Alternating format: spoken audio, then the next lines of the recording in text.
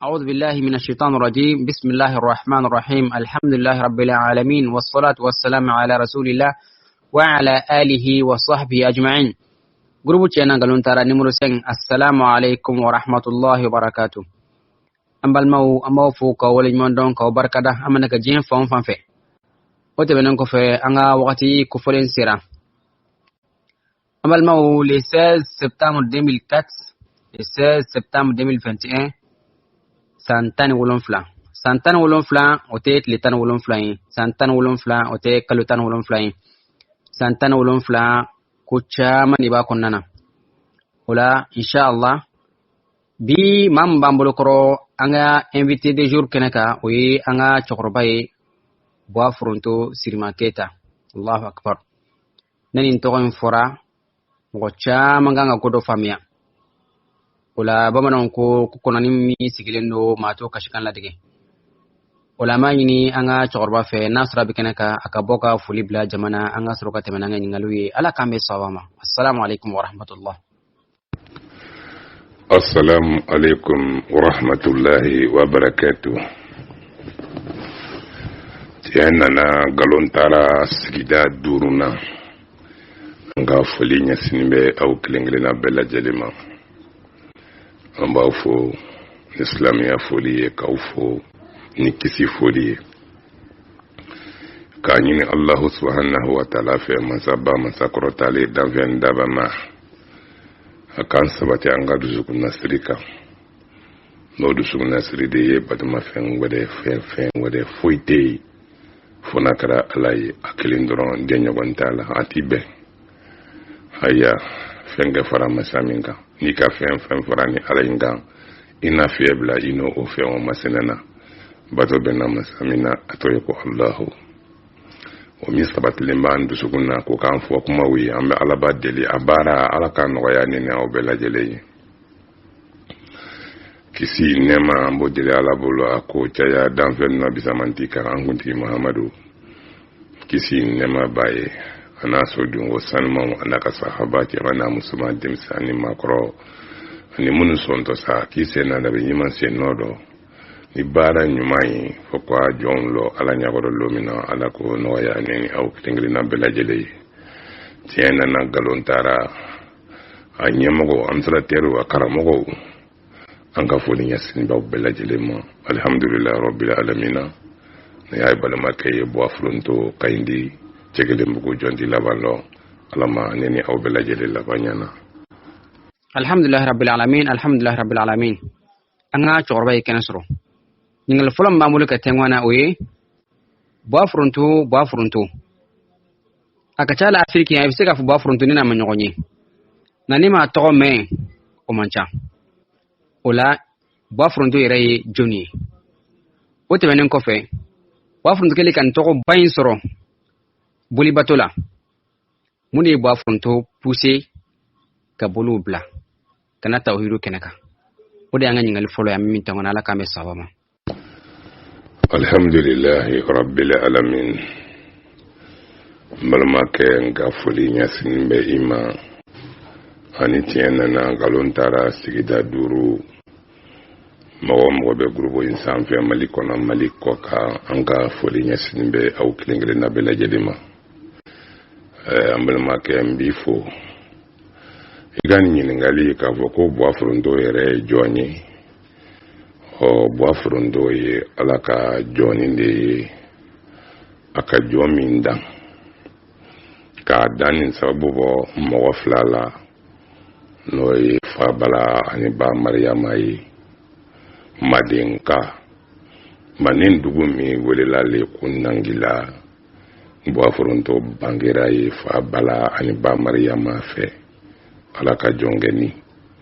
alhamdulillah rabbil alamin oyi ka nyiningali jabi fenkan ko boafrundo ye joni o bolin ko adodu ibana ka nyiningali wodeke ikoko tumamina ni flanga fo ya tumana watile ni toko sorola odo o ku kunjoni na to boafrundo na ka yere masolo filame ya minankono o me jabi min dima wodio oye alaka bara de ye ala le be jon kanda mi mana dia mo yere te se ki yele kanda kwa si mo gwadema ni kaye bo afrondo ye o jo bla kayere islam ya kono jo non todi ajale ala utala le menga jongo mina ka bo fili kono kana nadi yelema o bo afrondo bana yere islam ya mina kono wodo o kanda o bola ala yoro la kanda ya ala tege do fenedi moko si bulu do fento ori ni kayi jomi bulu do re dibate wala masano le wodi masaba manza ko do tali. Alhamdulillah anyu jabi famia nyingali flana munde bo blaka karamo do suganti ka bo fo mali fan wara fe ka trafo kayi ka ta ka tubi ko buluka kasurla mali faleno karamo chamana munde bo fronto blako barake wodi angen ngali flana ala kambe sabama. Alhamdulillah rabbil alamin malmaka yanga fulibi nebe ala matara na mansa ba ke matanga ka bo fema femi wuyari ni mo ka tonya fo obeto anyama bari ni ka wuya fo ameo me wuyari do wuya to iyere kuna londoro mika kuma munu fo wuya obeka nyinga minna jabi minen no ya mbulo ula ko fawye aw kuni globala nga kuma nunu shiri sitala mi men nafa fona kada ala korotale ni o minga kuma yini fola aw kuni ba la men nga ne ka fota o sire o ye ala korotale ni mbua ka kinya fo o naka tonya fo o unatwama nga naka wuyale rede fo asudunya na janya aro wiato ayede kuno lundoro odo jongo toki tu yere mawuro kiye na la wuyale fola kuma kamine do na boda ne da kaban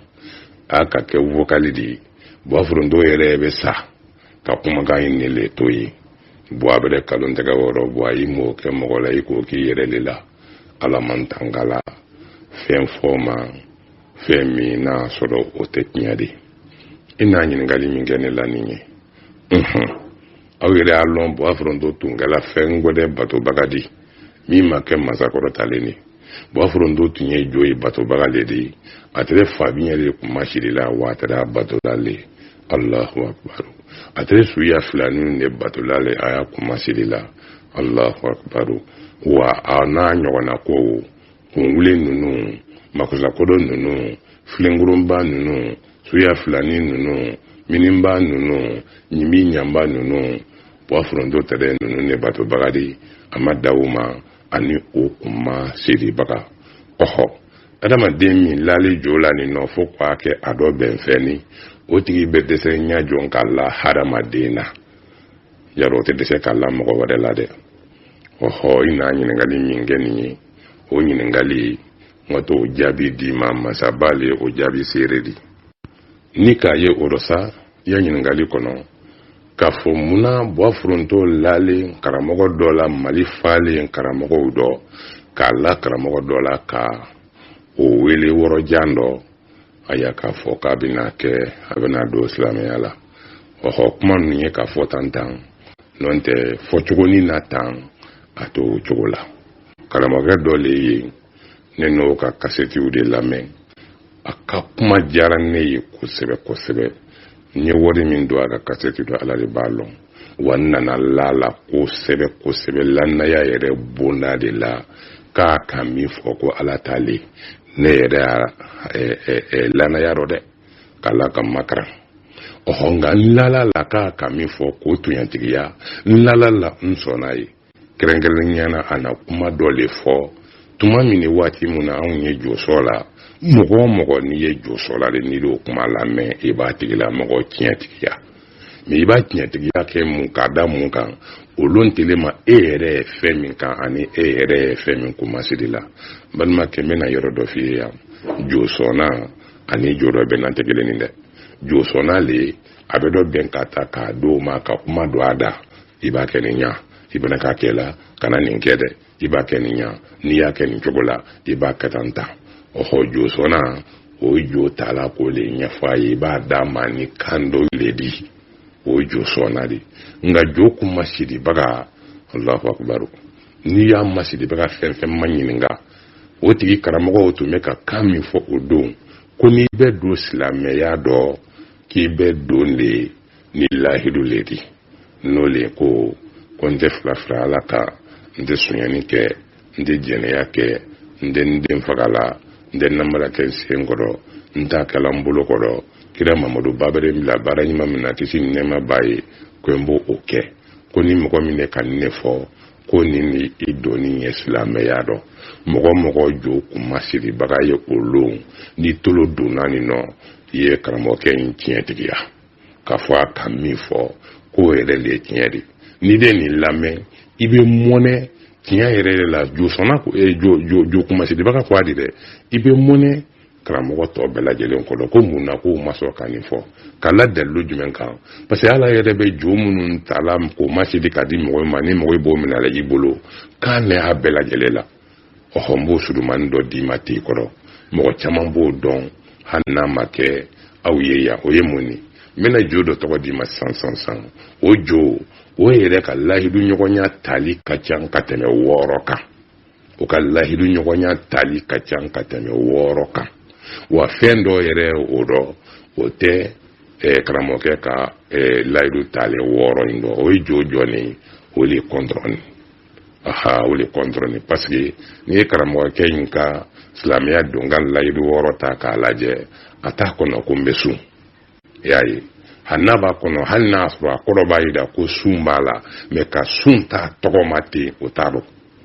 o nga contrôle tigi suna o contrôle ga laidu kachane panen me contrôle ta aya kite kalonte ni kontronta bafugi kana bi mo ka ite bi mo ka ni kontronta ite mo korofo ni kontronta ite ke mo hashiria ni kontronta ite mo besangonantia ni kontronta ona nyogona oho no ke ba ko da men wodo ko ja mo go ere be ke dun islam ya ro ki yo nyoko kando fola hanu makekeleni imi jokuna olon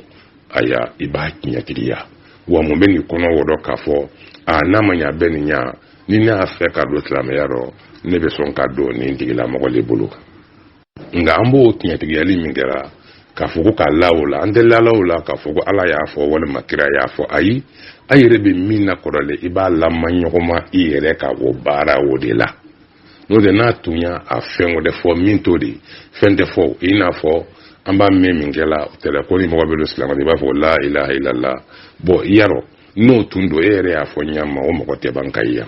nga minka fode oni otuma anku me mine lare o lamanyo yale ni do bawjo siteta jero fika tani kandori ebere mo la menwo ko ala mo do wa ko yere fene ko ala yere fene te so abara ku fike kandori fo iga dalute bo kurano kono iga dalute bo famore fe iye kotami na were ano mimbe bo nyogonya ebe singolo de traitement parce que ede limita wala parce que ebe fe min kuna o kachani kat ni duru woro wurum la segi kono do tani donc ni ba fe ka tinyatri iga dalu ye munye ka foko kuma tiye ni be dala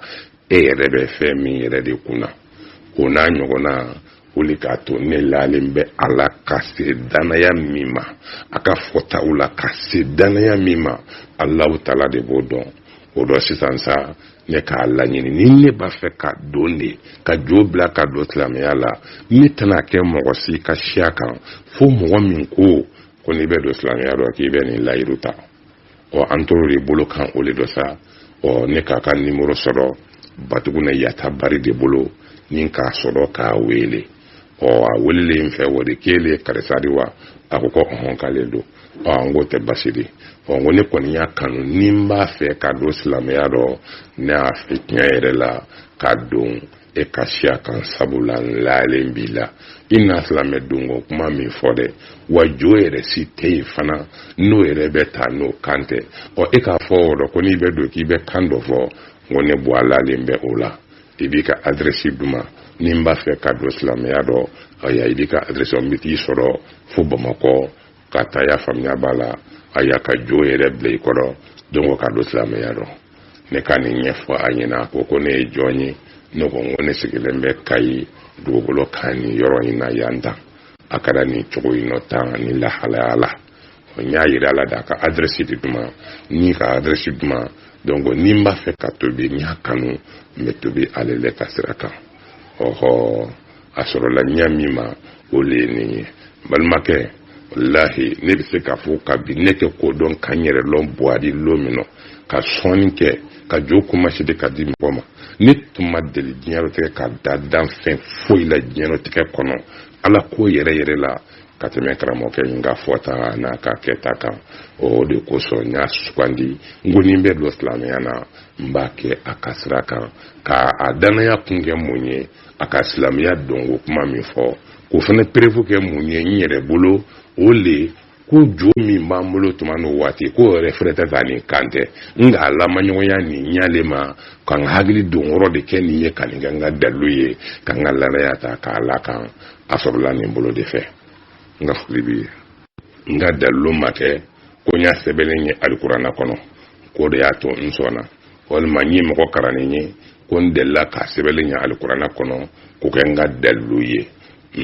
amaketindi nya la manyogonya ambe flanka fu ya la wati minade oho abeka uketugo mina nya la manyogonya olema oho sabula ujo munu flene ni ba fe ko di mogoma fike fendo de fayi mimba to abise ka mina na sebe wala fike fendo de fayina o anga de luma bokura ne kono amba bo sebe fengo de kono o lontele ma ambe fili banki ya min kono na yerete jodi mogoma walma jore teta ni kande o anyori la manyogoma dron kasolo ka foro ko ni kinyadi ni kala ni ka dengene ya yere lana ya mina tun sabati to bonda bela jelela o ho akolo le ni hali an namin kele ngo kuma defo nyine ngali baka manyini nga kumunato inafiye nyine ngali mingeni ngo awo ngoni ya unyake kwa mwobe do islamia la ni kante ongu kasoro joshitei mimbe tani kante o lana ya buluma ne dalolo la ya famnya bala ka barake oho mbade uninedo na fulibiye nyingali sabana anya me ko boka tubi damna ni police la tagay bwa o ko lati kara chugudi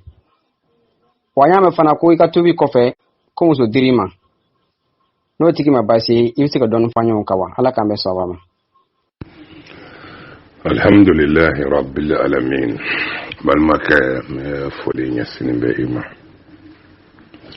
awoka fo yani ga tubike kata polsila okera mercredi le 15 septembre 2004 15h wati bawo mamina aya ninye ni kumanyu fondala ni karango kayere la ben sabati na kakalande bambara tonna na fonye lendi ka foya famnya bala ko karamo ke be wili araba ka bobo mako kana o nano fonye lendi ni ma filo kanka ben le 13 lundi le 13 septembre 2004 katalata ke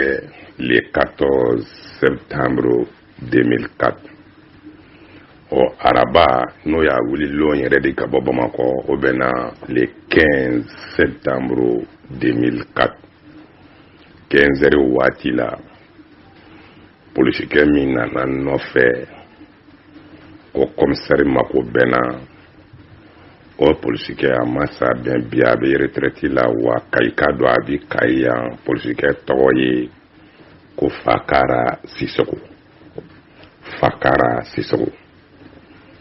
fakara sisoko di nana no fe ntengule kundon ngwama mumbe inde che wuli sai kana ngakata wuli sa wuli wallahi mbal make nsina ngolo mblala no fe ayinta andara kata deuxième arrondissement na kaindi police sola le 15 araba le 15 septembre 2004 ka bɛn 15 heures waati ni ɲɔgɔn ninnu ma. An taalen an nana komisari ka bureau da kɔngɔn u ye da yɛlɛ aya ne donna polisikɛ in sɛgɛnna kɔfɛ ne donna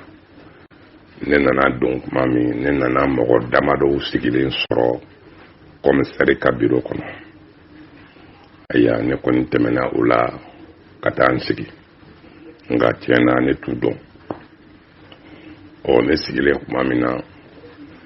biki bɛ komisari b'o la i kanto aya ko Buafundo ko ne y'i wele ka na n'a ye ko baasi tɛ ko ninnu nana ka na fɛn dɔ de ɲɛfɔ yan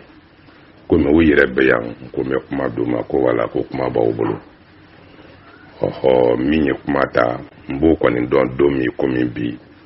o don o tun ye Kayi o tɔn président de ye a y'a tɛgɛ sɔsɔ ɲɔgɔn na ala k'an bɛ sababa ma n karamɔgɔ bonya kama sɔli rasulillah wala komi sera an nana mais komi baasi tɛ a y'a ɲan balimakɛ wele ka na donc i k'a yɛrɛ ɲininka n'a y'a sɔrɔ a y'a mɔgɔ de y'a fa ye k'a kɛ dɛ mɔgɔ de y'a bila a la wa walima a yɛrɛ de y'a fɔ k'a bɛ tobi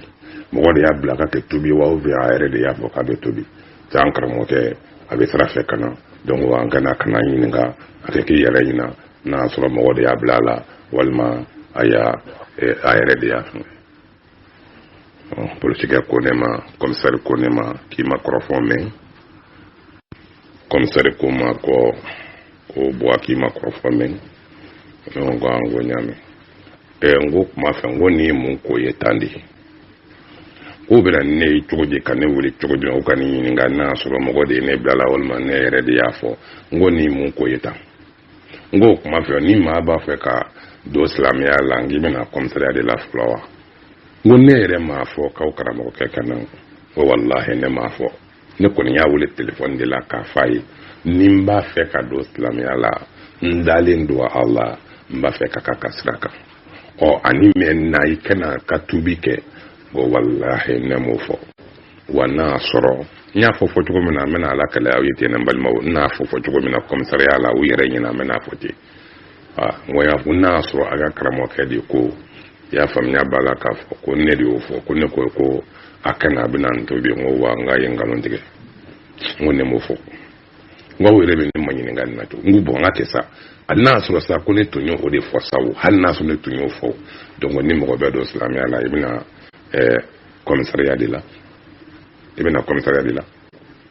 ma bɛn ne ma ne dimina u ma kosɛbɛ ka dimi ma komisari yɛrɛ ne ma sabali o yɛrɛ ko ayi bon a kɛra ta fɔra ta a kɛra ta donc yanni ka karamɔgɔkɛ yɛrɛ se a ka bɛɛ wuli don min nɔ Bamakɔ n'o bɛ bɛn le 15 mercredi le 15 septembre 2004 o mercredi kelen o a y'a 15 heures waati la mercredi le 15 septembre 2004 n welela desma arrondissement na commissaire fɛ k'o yɛrɛ sɔrɔ ye kun tun ye min ye o de ye nin ye n b'a fɔ ne welela fanga la yanni ka kɔn a bɛ fɔ min ma ko Buafundo bɛna don silamɛya la o kɛra o seere ye ala ye o seere ye fana bɛɛ sɔrɔ min yɛrɛ nana nɔfɛ a balolen bɛɛ n'o ye Fakara Sisoko ye i ka ɲininkali filanan min n'o kɛra k'a fɔ ko muso dira n ma ayi a tɛ fɔ ten ko muso dira n ma nka n b'a fɔ de n yɛrɛ ka faamu na ko muso de tun bɛna d'u ma mais n y'o faamu joona wala o de y'a to n kan ka bɔ ko sira kan cogo min na n y'o kɛ cogo di tuma min na ni karamɔgɔkɛ in nana yan aya ni ye somadulokiw don k'a yira mɔgɔw la ne de tun bɛ tan kunu ka ban ka bolo labɔ ka na ka ban ka somaduloki in bɔ n kana kolon kɛ n jɔ kɛnɛ kan ne m'o kɛ dɔwɛrɛ kama dɛ ka yɛrɛ bonya de gbɛn ka bɔ na n tɛ ne kana kolo ye olu tele ma jamana in kɔnɔ yan mɔgɔ tun tɛ se ka da o la nka ne de y'a kɛ de ka n yɛrɛ dɔgɔya ala ɲɛna duloki min bɛ yen n'o nkalon dulokiw ye k'a bɔ n m'a da o ma n kana kolon kɛ ban ka n jɔ ne y'o kɛ ala de ye o parce que ne tigɛlen bɛ jo la ka se degré min ma ala dɔrɔn ne b'a dɔn o kɛlen tuma min na somaduloki ninnu n'u nana tasuma bila o la n'o sisi wulila o yɛrɛ ko boli ma se ka jɛni aya nga o yɛrɛ de b'o dɔn sa an bɛ tɛmɛ o la aya basi tɛ o sisi min bɔra karamɔgɔkɛ y'a fɔ ka tasuma in faga ka jɔ yan ko ka taa ko tɔ ɲɛnabɔ logement na a ka jiginna yɔrɔ min o kɔni ye boli ninnu kɛ bɔrɔ kɔnɔ ka tasuma in na sa ka bɔ duloki la k'a fara ani duloki tɔw k'u fara ɲɔgɔn kan donc o y'a don mobili kɔnɔ aya o taara ka logement na o don yɛrɛ sen fɛ sa o sen yɛrɛ fɛ karamɔgɔkɛ ye tile 3 de kɛ Kayi yan nka o tile 3 kɔnɔ parce que a bɔra yan ni ma fili samedi walima dimanche a bɔra Kayi yan a bɔra yan dimanche de wala a bɔra yan dimanche Kayi nka kabi minɛnw cɛra ka taga a y'a fɔ k'a se a wado ma dimanche a ma se ne fɛ yan minɛnw cɛlen ka taa tuma min na sa alamisa o n'o bɛ bɛn le 16 septembre 2004 ma aya ne yɛrɛ taara o ni anw taara ɲɔgɔn fɛ ka t'u bila u ka jiginyɔrɔ la a ka logement na an bɛɛ jɛra ɲɔgɔn fɛ an taara ne banna ka retourner kan kɔsegin ka na n ka denbaya la ne sigilen to la aya u ka tɔnden dɔ don o mobili jɛman dɔ b'o bolo o nana ne ta mobili la ko ne kana sisan ko karamɔgɔ ko k'a mago bɛ ne la ne wulila i kɔ tuguni ka don mobili kɔnɔ nin kɛra le 16 septembre 2004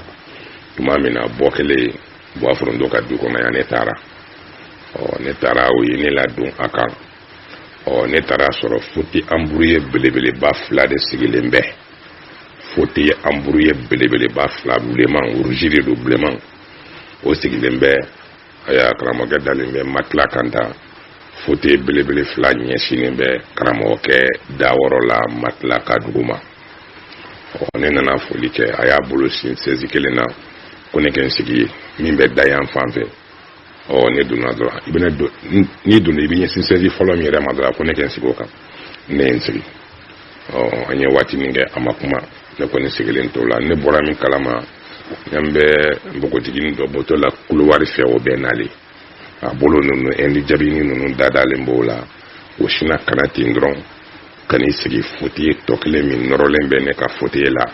o nana kan'i sigi an bɛɛ ma kɔni sigilen tora sa an bɔra mun kalama dɔrɔn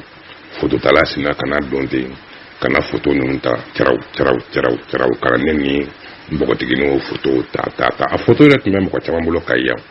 kana photo ninnu ta k'i kɔ don ka bɔ ka taa o kɛlen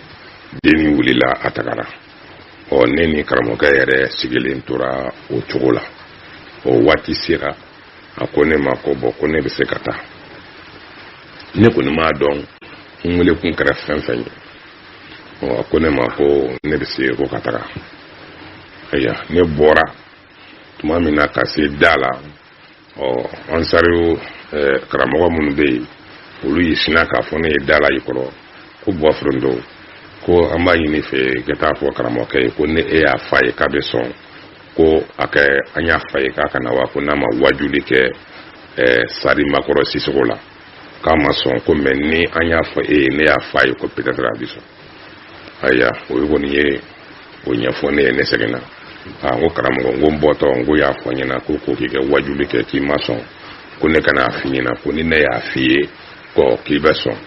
o ko k'i kɛ wajuli kɛ k'i kana wa ko n'i ma wajuli kɛ sadi la o y'o de fɔ n ye da la sisan a y'i kan to o la ko bon k'i a f'u ye ko problème t'a la ko n sɔnna ne fana bɔra nana fa ye n ko n ka taa fa ye na aya ko a ma sɔn n y'a fa ye na ko n kana fa ye ko n'a ye ko tɛ k'a sɔnna o ye mankanw ci ka ne bolo kɔrɔ ta dɔnni bɛ ne bolo bɔ ka bɔ a la mɛ yanni ne ka bɔ a ko ne ma ko ne kɛ gɛlɛya wula fɛ ko sigi bɛ yen wala yanni kɛ bɔ ko ne kɛ n gɛlɛya wulada fɛ ko kana a logelen bɛ yɔrɔ min na ko tɔ sigi bɛna kɛ wulada fɛ ne ko n ko problème t'a la ne kɔni nana n ka denbaya la wula fɛ ka n labɛn kɔ tuguni ni ka sɔrɔ ka taga o yɔrɔ kelenw de la bon tuma min na ni question dilen Kucala Jire ma donc muso ko nin taara ye question na Jire ye ne ɲininka o de la ko ko ni muso dir'i ma k'a furu k'i bɛ sɔn wa Jire y'o fɔ yɔrɔnin min na dɔrɔn ne hakili jiginna n wele min kɛra sɔgɔma ka na nasigi walima tile fɛ ka na nasigi sezika ni deni bora kan ni sigin krefe en du jabe ni ba bolo no na photo no photo ta ni hakili ye min duma dron donc ni ne ya fo sisan ko problème ta la parce que ne ye muso do ye kaba ne ni muso do photo ta la kaba ni ne ya yira wala ka fo ko problème ta la ko sona dron donc ne ko ni ngam miri la dron ni mi ko ni photo ta le o ko ni kumena nyina bo kaya tobi ka banka muso furu ka dama ne hakili yo ye dron ne fane question jabe de ngo ayi ngango to alama musuko ngango to alama musuko ngango to alama wala ne mason kan kundo koro parce que ay ne miri jigin ni ne ya foko ni ne kara mo do itere ne do muso do yira ne la déjà fo na photo tala ne tunya fo ko ay ko ni kara mo ye muso duma ko mbe sonke parce que ne ba famu ake kun tunyo ye ne ka fo aya ni kara mo ye muso duma mbe sonke no tungara o kuma bora ne da ko na kaba donc abe fo ko muso dirama parce que na asoro muso ko tintese na muna ne ni muso photo beta tubi ko ni muso photo ta ko ne be fangele fe o de ko son mason o masabo somina yina onga o talen ko fe o photo isanga basro kayan o ya la ben ka chenya ni muso be nyon krefe ka chenya to ko bela donc o photo ni isanga soro ko sebo ya fere fam bela jede fe awo muso ko problème yoromi o yeni yenga foli bi Ningali nanina anye boga tubi video soro tiɲɛ la an y'a ye a don bɔ kun walawalenba tɛ et puis kuma dira ma an hakili la a bɛna kuma ka wasa cogo min na a ma kuma ka wasa ten bɔ mun de nana n'o ye. alhamdulillahi rabbil alamin n balimakɛ i ye tiɲɛ fɔ wallahi walawalalen tun tɛ n badenw wallahi ma wala parce que n ye baara in lajɛ cogo min na n y'a ye setane fanga bonyana a ko la ka tɛmɛ ala ko kan ne b'a jigi a don ka kan ka kɛ setana malolon de ye ka kɛ boli lagosi don ye nka tiɲɛna ala ni yɔrɔ ma caya baara in na setana de ka kɔrɔtali ani setana de ɲɛfɔli ani setana dɛmɛni de cayara kuma kɔnɔ ani baara kɔnɔ kuma kɔnɔ ani baara kɔnɔ n ka walawalali baliya ka n janto n yɛrɛ dɔ ko yɛrɛ wa bolo fɛ o sɔrɔla tuma min na n'a damina taara kɛ polisiso ye desmarlisement na o ye n bila n yiri dɔ kosɛbɛ hali ni ma fɛn fɔ aya maa min ko n'a b'a fɛ ka don silamɛya la i ka adresse duman bɛ taa ni n b'a fɛ ka don samana n bɛ taa o tigilamɔgɔ kana a yɛrɛ ye aya an ka ko ye sa hali n'a nana a yɛrɛ ye n'a kɛra ala kama a bɛ ɲa o bɛ sabati sabu n'i kanto o la ko parce que ko setana ko don aya n'a ko a b'a fɛ ka don silamɛya la a bɛ na n sɔrɔ n ka yɔrɔ la hali ma don fɔ n'i ko k'i bɛ wuli ka na ko setana ko don n'a bɛ kɛ ala de kama a bɛ kɛ ala ko de kama a bɛ kɛ ala ɲɛda de kama ala ka bonya de bɛna kɔrɔta ala ka kelebatiya de bɛna kɔrɔta silamɛya de bɛna kɔrɔta kɛnɛ kan n'i nana n'a kɛra o ye i ka nali k'a sɔrɔ aya i yɛrɛ ma o tɛ kɛ basi ye o parce que mun na o tɛ yɛrɛ ma n'a ye an b'a fɔ ko kɛra ala kama bawo ala ko nin yɔrɔ o ye yɛrɛ ala nka sa ni maa min bɛ don silamɛya la a komisɛrɛ lama bon ne y'a ye k'a fɔ nin ko tɛ sɛbɛba ye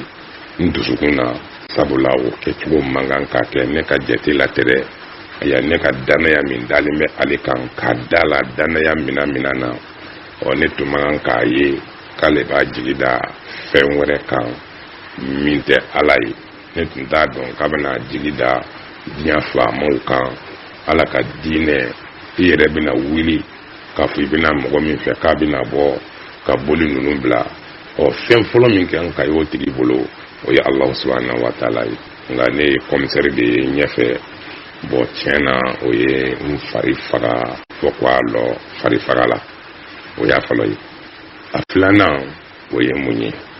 sanfɛ boli ninnu bɔlen k'o da tuma min na n'o ye esansiw k'a kan a kan karamɔgɔkɛ kɛtɔ y'a faamuya b'a la k'a bɛna alimɛti tɛgɛ k'a bila boli ninnu na fa ye zese dɔw de kɛ alimati tɛgɛ cogo la alimati tɛgɛ cogo modèle minnu don alimati tɛ sɔn mɛnɛni ma k'a ta k'a cɛro k'i bolo ma jigin n'a ye yan n'o tɛ a bi sa a b'o o la k'a sɔrɔ a salen don a bɛ dɔ wɛrɛ labɔ k'o cɛro ka taa bɔ ne ma se k'o yɔrɔ de faamu quoi voilà bon ne ye yɔrɔ min ye o yɔrɔnin na est ce que a b'a fɛ tasuma tɛ wuli a la wa est ce que a b'o fɛ wa bon o yɔrɔnin fana o zɛsi yɔrɔnin o ma diya ne nka mɔgɔ caman t'o yɔrɔ kɔlɔsi hali mɔgɔ caman b'a nɔfɛ mɔgɔ caman t'o yɔrɔ faamu mais ne m'a dɔn a tun bɛ k'o kɛ k'o da kun kan ne ma se k'o de dɔn cogo si la parce que o zɛsi min bɛ ka kɛ o ye n'o tora ka kɛ aya o bɛna laban min ma a bɛna kɛ de i n'a fɔ aya bolo de bɛ ka alimɛti mɛnɛ bila essence de kɛla jow la ka ban donc a bɛna kɛ i n'a fɔ fanga dɔ bɛ se ka kɛ jow la min bɛ ka tasuma mɛnɛ bali ka se jo ninnu ma ne kɔni ka hakilina ye o duman ye parce que alimɛti bɛ ka caron yɔrɔ min na n'i b'a fɔ ka fɛn mɛnɛ essence de kɛla la kɔni ka ban alimɛti fana ye fɛn min ye o dɔlen don ne b'a dɔn ko mɛnɛ cogo dɔ de b'o la nka lahala dɔ bɛ yen n'i y'o k'a mɛnɛntɔ la tasuma mɛnɛ yanni ka jigin duguma a bɛ sa n y'o zɛsi min fana ye bon o yɔrɔ nin o ma se ka kɛ n diya n ye ko ba ye n'a ye video ninnu lajɛ i b'a ye ne yɛrɛ de bɛ fɛnkɛ minɛ k'a da la aw k'a jateminɛ bɛni parce que o yɔrɔ ma bɛn ne ma o farifaga yɔrɔ o tun bɛ na o fila ye a sabanan fɛnɛ an balimakɛ n bɛ ka kuma ni ala de cɛ ye tuma min na n'u ye minɛnw cɛ ka bɔ yan ka taga arajo so dɔ bɛ bamakɔ b'a dɔn arajo patrɔti de don o animateur dɔ bɛ yen o sɔrɔla ka weleli kɛ aya ko karamɔgɔkɛ nana Kayi yan aya k'a nana koba dɔ kɛli la jaabi min fɛnɛ fɔra o fɛnɛ arajo patrɔti la k'a sɔrɔ a bɛ Kayi dugukolo kan yan dɛ a ye min fɔ tiɲɛ na o de y'a sɔrɔ an ka question min kɛ an ka duma a ye patrɔti welela k'a sɔrɔ o sigi ma kɛ fɔlɔ o n'a y'a yira o de senfɛ ko aya ko Kayikaw ka dangele aya ko ni min tun ɲɛ maa dɔ mɔgɔ kɔnɔna bɔ a boliko la mun fɛn bi ko n'a ka bolo kumana n'u pɛrɛnna ko tasuma de bɛ bɔ o da kɔnɔ tiɲɛ na o min fɔra Kayi yan tiɲɛ la k'a sɔrɔ question minnu kɛ an ka duma ni ma walawala n'a ye n ka walawalabaliya ye tiɲɛ la ne yɛrɛ y'a ye yen k'a fɔ tiɲɛ yɛrɛ la fanga dira bolow ma fanga dira jow ma ne yɛrɛ ye jo minnu dilan ne t'o dɔn jo ninnu na o tuma n yɛrɛ ka bolo fɛn dilanlenw de don k'a fɔ ko n'u pɛrɛnna soit n'u kumana n'u pɛrɛnna tasuma de bɛ bɔ o da kɔnɔ nin bonyana ne hakili ma bon ne dalen bɛ ale la ka se dikiri min ma ala dɔrɔn ne bɔ dɔn k'a fɔ a bɛ se ka nin ko sugu n'a ɲɔgɔnna kɛ kabako den dan don misaliya la hali n'a a y'a sɔrɔ misaliya la ne yɛrɛ tun y'o nkalon tigɛ k'a fɔ ale ye ko bolo mɛnɛ pɛrɛn ko tasuma b'o da kɔnɔ ne dalen b'ale la cogoya min na ale de kan k'a fɔ kana nin fɔ nin tɛ tiɲɛ ye e de ko k'i bɛna tiɲɛ ma i man kan ka nkalon tigɛ ale de kan k'o fɔ ne ye n'a y'a sɔrɔ ne tun y'a fa ye k'a sɔrɔ walahi an bɛɛ bɛ segin Alahu subhanahu wa ta'ala ma karamɔgɔ yɛrɛ b'a dɔn walahi an ne dama bɛ o ma m'a fɔ wa hali n'a y'a sɔrɔ sa a ka tɔnden mɔgɔ dɔ fana ye o f'a ye Kayi yan ko bɛ sen na n'a ma ɲɛ ale yɛrɛ nana ka ban ale de kan ka o kalontigiw gɛn yaasa sitana nin yɔrɔ kana se k'a ye nin baara in kɛ la bawo Alahu Taala ka kɛnɛ de don ala kɛlɛbantiyali kɛnɛ de don silamɛya kunkɔrɔta kɛnɛ de don sitana malo kɛnɛ de don kafiriya kɔkarili kɛnɛ de don kafiriya lagosili kɛnɛ de don jo lagosili kɛnɛ de don ala ka tiɲɛtigiya sabatili ko batomafɛn tɛ ala o kɛnɛ o de don o kɛnɛ sugu kan a man kan fiyewu sitana kɛ fanga sɔrɔ Alahu subhanahu wa ta'ala kan ka nkalon dɔw tigɛ k'a fɔ nin fɔcogo ni nin lahalaya la nin cogo in na tan tiɲɛ na a ye ne fari faga bon Alahu Taala ka koɲa na ni nkalon dara y'o la ni ɲɔgɔn nkalon de façon e dun dalen bɛ mɔgɔ la ka se degré min ma danaya yɛrɛ minɛn na n'o nana fɛn fɔ ni ɲɔgɔn kuma façon fɔ e dun ka dana mɔgɔba don i tɛ se k'a tigi jaabi i tɛ se ka fɛn fa tigi ye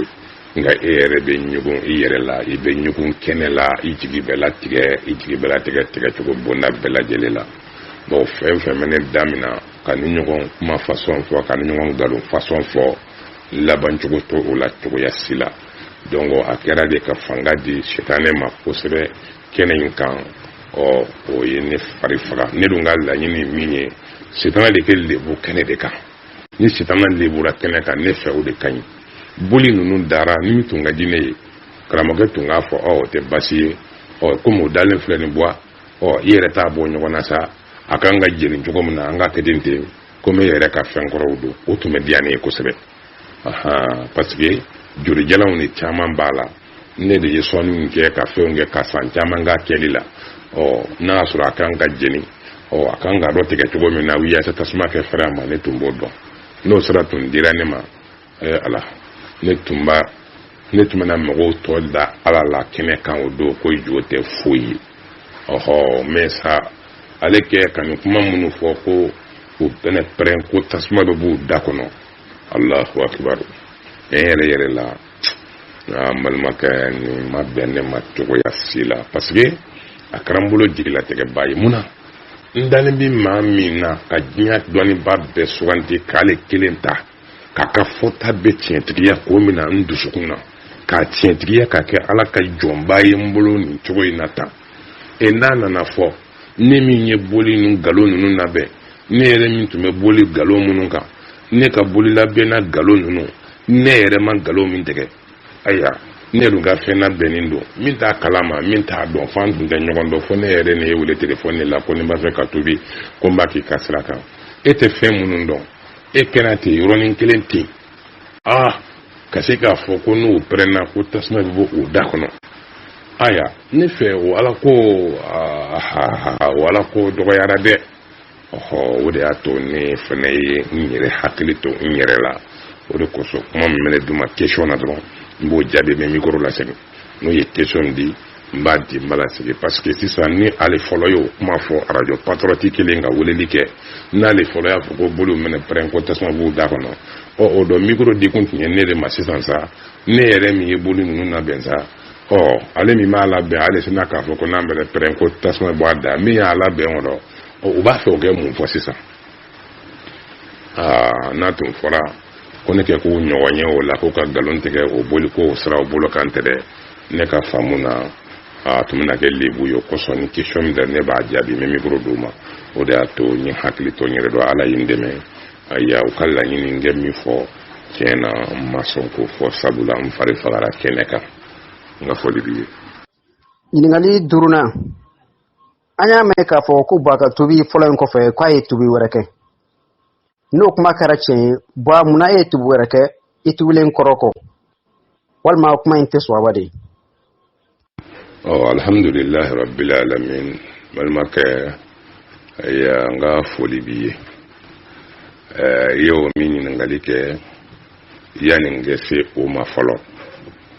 ne y'a yira k'a fɔ ne bɛ se ka da hadamaden na danaya yɛrɛ min n'a bɛ s'a dan na o danaya tun bɛ ne bolo ka ɲɛsin karamɔgɔkɛ ma nka sa mun ye mɔgɔ da mɔgɔ la k'a sɔrɔ e m'a ye aw ma ɲɔgɔn ye danaya min ye ne da la a ye kuma min fɔ n'o ye ne da la o ye k'a dɔn a ye kuma wɛrɛ fɔ min ye ne tigɛ a la ni kuma de tun ye ne da la k'a fɔ a ye layidu ko min fɔ k'a fɔ n'i bɛ don silamɛya na ayiwa i b'o layidu ka kɛ silamɛ ye ni ne yɛrɛ sɔnna o ma k'o tiɲɛtigiya ko minɛ n bolo la n'o de k'a to n k'a suganti diɲɛ dɔnnibaa bɛɛ lajɛlen tɛ ma ka kuma o kɛ tiɲɛ ye k'o minɛ n'a y'a sɔrɔ ne tun ma da silamɛya don kan k'o kuma o la o k'a fɔ n'i bɛ don silamɛya la i bɛ layidu ta ni ne tun ma da o la o est-ce que ni ne tun y'a wele k'a fɔ i y'a fɔ ko n'i bɛ don silamɛya la k'i bɛ layidu ta ni ne tun y'a fɔ a ye k'o kuma tɛ tiɲɛ ye o an tun bɛ ɲɔgɔn ye wa ne y'o de tiɲɛtigiya sabu ne ka danaya de tun ye o de ye o la kuma de y'a ne da la a ye min fɔ o de ye ne da la k'o de ye tiɲɛ yɛrɛ yɛrɛ yɛrɛ ye o de y'a to an ye ɲɔgɔn ye parce que a y'a dɔn cɛ dalen bɛ nin na dɔnnibaw b'a la ka a jalaki ni min ye ani karamɔgɔw b'a la k'a jalaki ni min ye ni boli sona soma ko kale dalimbo la ko parce que kale boli situ bolo ko ni takante o la ne kono la ngode ale telia kana o de atelia kana ngane tungu mada islamia donga ngola ndana nade bo kuma de ne dala wane sona o kuma kan son o de atone a sugandi aya nya don babela jelen temo ni kuma yo ke wa ka don fana kuma tirin lilla banango tuguni iko kanetege karamo ke la ndusukuna ntegera la ndusukuna ndara la ka fota la ndusukuna kuma de yo ke wa kuma fene ye ntega la ndusukuna hal ni ma fenfo kuma de ntega la kuma do de boli mene preng tasma be bo adda kono atiena niye tegan so ya bele ba wala ni ma fenfo parce que ne maro ne be na mi foto e dara mo wala kaseni decrement na ye ninke ibe ke chukudi o be na fama ngodo ko kiye ngalute ka ba na ma ye o kuma fanga kata aye o be ke chukudi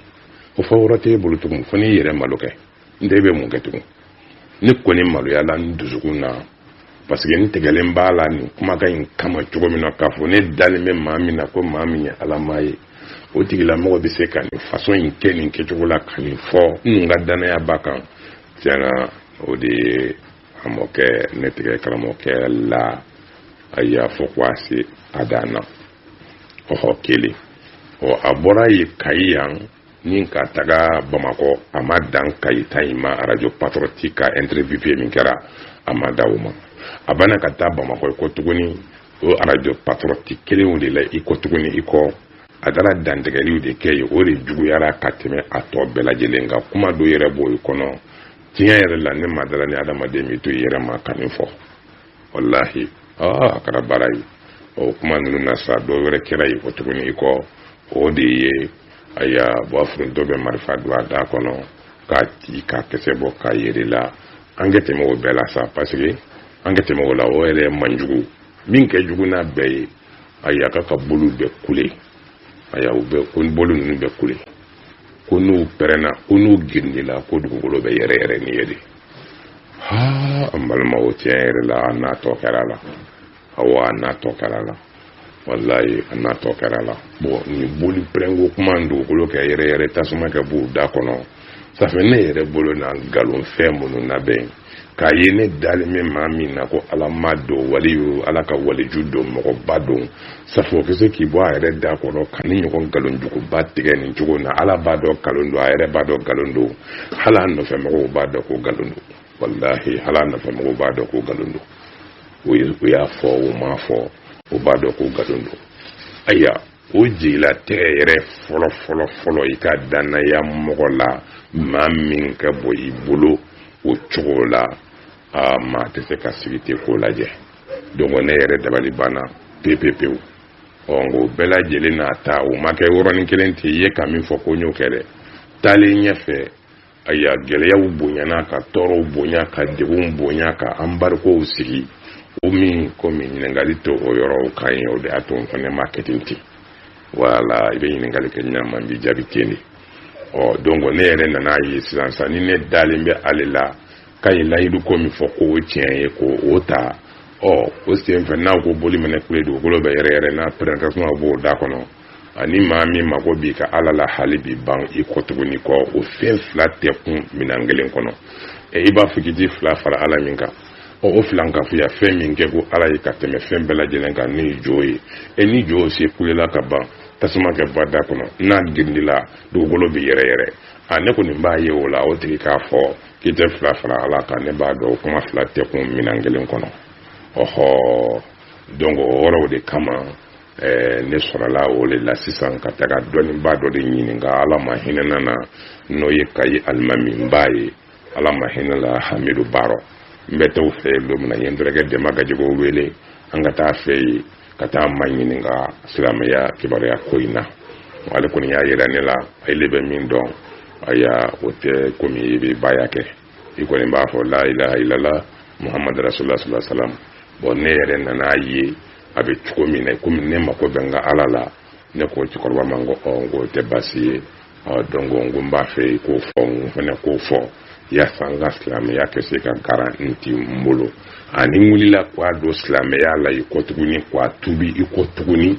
a y'o ma kɛ parce que ne bɛ se ka tubi tuguni cogo di fo n ka segin jɔsɔn de ma ne de ma segin jɔsɔn ma n bɛ taa tubi cogo jumɛn na nka komi kuma minnu fɔra n y'a ye de n yɛrɛ ka kalanbaliya hakili la ka fɔ nin kuma min ka fɔ nin n kana n yɛrɛ to ten ten parce que ni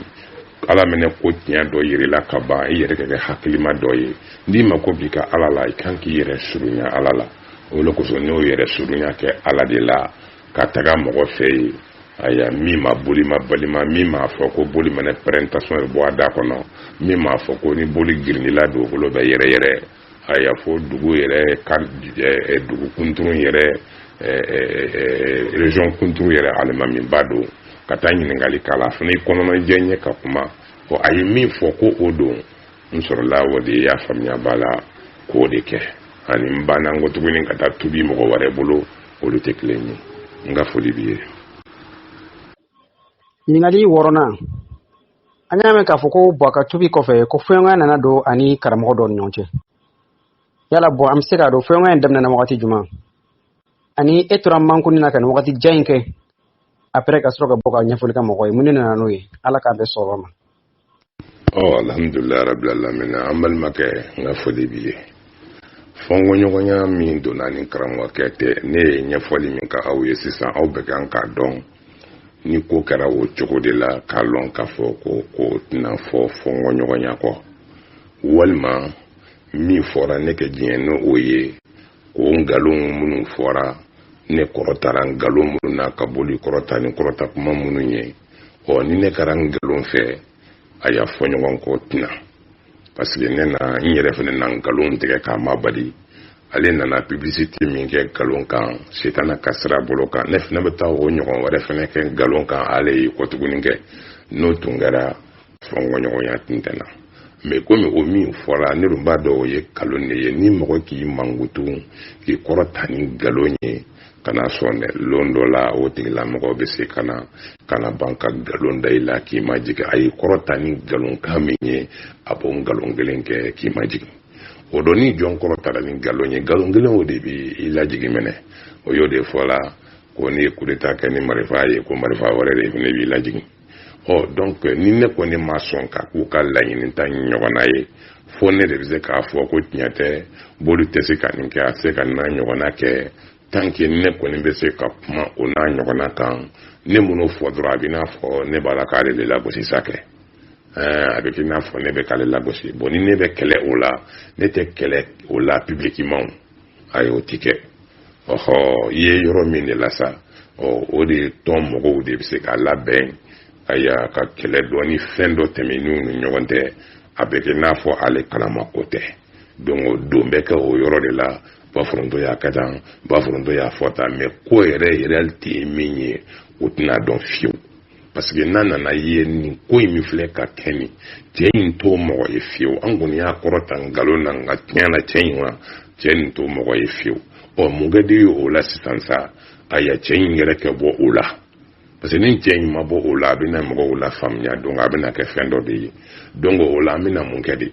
fo ka na ni fɛn dɔ de ye min bɛ se k'a to fɔnkɔɲɔgɔnya bonda dɔ kɛ se ka la sabati a n'a a sigiyɔrɔ mɔgɔw ni ɲɔgɔn cɛla la yen kɛ kɛ ko ye k'a fɔ ko a ye nin de kɛ a ye nin de kɛ a ye nin de kɛ komi o y'o kuma caman durundu ɲɔgɔn na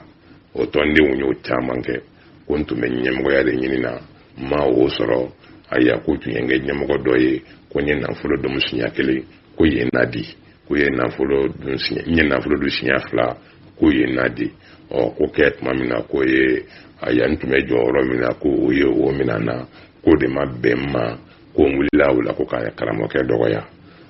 walima n tun bɛ jɔyɔrɔ dɔ ɲini na m'o sɔrɔ min kɛ ko de y'a to ko n ye ka karamɔgɔkɛ dɔgɔya o ye nin zuye n'a ɲɔgɔn na kɛ mais o tɛ ne bolo koba ye o aya bɛɛ lajɛlen ɲɛsinin bɛ maa min na k'a fɔ ko o de ye karamɔgɔ ye n'o de ye nkalon kɔni tigɛ ka se nin degré ma maa min kɔni tuguni b'o kɔ kɔni o tɛmɛ an ka taa de ye sago fɛn fɛn bɛna kɛ o la ne kɔni b'a dɔn wajibi bɛnbaliya n'a de ye parce que i ko de ye ko ni karamɔgɔkɛ tɛ n'i y'o yɔrɔ fɔ n bɛ se ka min f'i ye o la o de ye nin y'an balimakɛ sisa groupe wala mse ka min fiyo kana kan o la o de ni nga fodi bi Nyingali wulun flana do ko ko ba foronto sigara ga bolu makoy do are ko a banana ko ga mulugu o ka nye fla minana ya rabbi ala kani bo gisini bema yala ibu mustaro ka fo ulu mo nyana ala ka me sawama mulma ka nga fodi bi aya ka ira ka fo ko ba foronto halakira anya fla minana amulugula o kadine ne nya fla ka mina ne ke mulugu fa ka donela o kadine ninka temen ka fo ko bo foronto segena boluma na maraya ne bo sukadi ka fionto ya sugandi ka fato ya sugandi ala bolo ni nyanya ma ya kono o kadine ninka temen ka fo ko ne tuguna kalon degela ko wal manyin kalon don galonye kanyetukun ka tugu ko wallahi na maraya ka fsano ye fionto ya ka fsano ye fa ka fsani oye comme ya yira ka vo nsegena kofe wajibi la obi foke comme ni ne mason wara gele bulu mena prentasma bu da ko no girni la do ko lo be yere ni ne bo afronto yo ngalon diga ne mason ka tugo o kalon sira ko ka fo ro ko bo afronto segena ko be boli batola uluti basi yo o ko wajibi ko na no fra uluti basi o me comme aya ne jode bla aya ala ka demen kono ba mo seki re kana fo ala alhamdulillah ni mulugula aya ga fado no wol maka ngesra wore na nyo na ko mo yere ala ka di ko mina ni be ala badi dele masaba hina masa munu yo kuma fo ala ko kisi ka bo mulugu banama ala ko kisi ka bo fiento yama ala ko kisi ka bo fama ala ko kisi ka bo flanka fo ya kono doma obi flanka fo ya mina ala ke kana no ya no bela jere ni o ke bo o flan ka fu yala ne bo o de duwa wudo oye inshallah nga minyere lon bulu min ka ne bo afronto alhamdulillah hanna soro fiyena ma fiye folo de halina so ne nyabe na fiyo ngoni alhamdulillah rabbil alamin foite nyena alhamdulillah rabba no tungara chien ngoni mo de be sikidala ya ne ni mo de be nyon kanya o be dugu min fene kono tondi un be dugu yin kono ya o yaro kono ya famnya bala o teke fen dugu ta kono ni ma fonte fiende ma fonte mulugude ma fonte parliser de ma fo me do min konna bi na alhamdulillah rabbil alamin ne ma fie ne ma parliser alhamdulillah rabbil alamin ala yin kisi kantanga kabo boli o batolima no tunga dine ne kono ngo publicité kala ne afara ko ma mi nga bolu mena brand asma de bo da kono no green la do olo le be yere ni bolu tunga do tigi la moy o yaro kono tunda bani sawa atunda na fo ka segena ma de o tumba ye apala kakedi me ala barakada kayine ala fe ni awle mana ba ke manna musuma ala kan be kisi ka bo flan ka fo yama wallahi na afara ko ne be segeni boli batolima kana ya ala tayi atunte kew ngala le hinana ne la kanyane ma ala le nyana ne ma ka hinane la kane boni ko don baliyani ni fendon baliyani ni flanka fo yala ko mo jara ala subhanahu wa ta'ala ala de be ko dugolin don ni ne to mena sege bolu bato ma ala de bo don ne ma nyere kanda ala de hinana ne la kane boni non sege ni dese man bla la fengo jeko o ne be kanda kana no jara ala ta'ala ka bulin bla no ka de ka de ala subhanahu wa ta'ala ka ba no jara ala yala yo ka ban ne hakilla ka fo o ala ube o kelembe kan kisi kantanga kabo ngalon do ni mangalonye ka to ngalon ko bala barkada ba fo ashhadu an la ilaha illallah wahdahu la sharika lah wa ashhadu anna muhammadan abduhu wa rasuluhu minganye nama yake ninka kabaloninka kasaninka kakununinka kajohina masaba masakorota le nyakoro kiamanjo do sarado mansa akebe sarafena ikami fo ikami kela mala fo kala barakada ala ko anu be kisi kabo fiendo yani na marayama